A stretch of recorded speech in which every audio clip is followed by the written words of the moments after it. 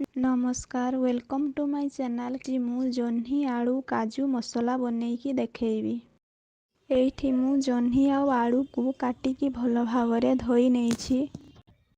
एठी मु गोटिए कड़ाई रे तेल को गरम करि नेछि। एबे एथिरे देई देबा जीरा।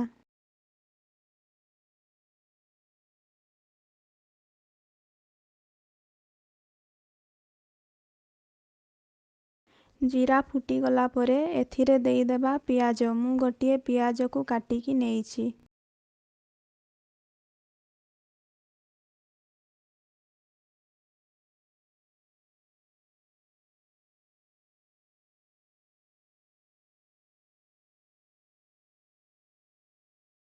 पियाज ब्राउन कलर हेबा जाए भाजी नेबा। एठी देखि पारुथबे पियाज ब्राउन कलर हेई आसिलानी। एबे एथिरे देई देबा काटिकी रखिथिबा जह्नी को।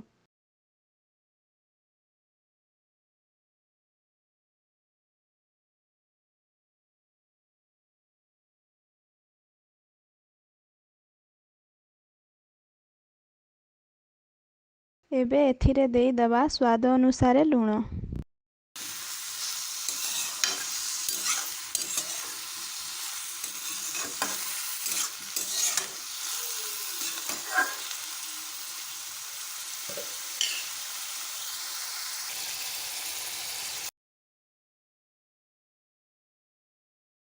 एबे एथिरे अध चामच हळदी गुंड, अध चामच लंका गुंड एवं गोटे चामच जीरा गुंड को देई 2 ରୁ 3 मिनिट भाजी नेबा।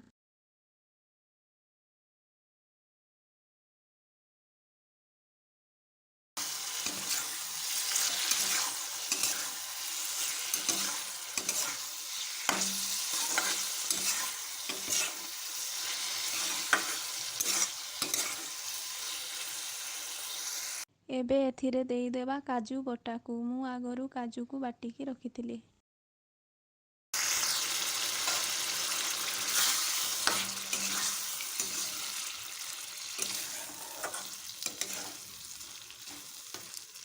एहाकु मध्य 2 मिनिट भाजी नेबा।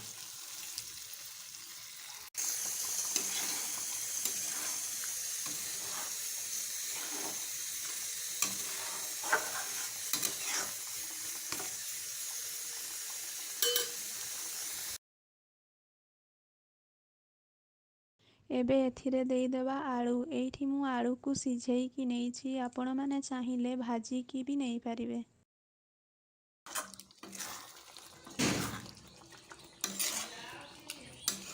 एबे एठी हमर रेडी हेई जाइछि जह्नी आलू काजू मसला। आपण माने एहाकु रुटी भात परोटा संगरे खाई पारिबे।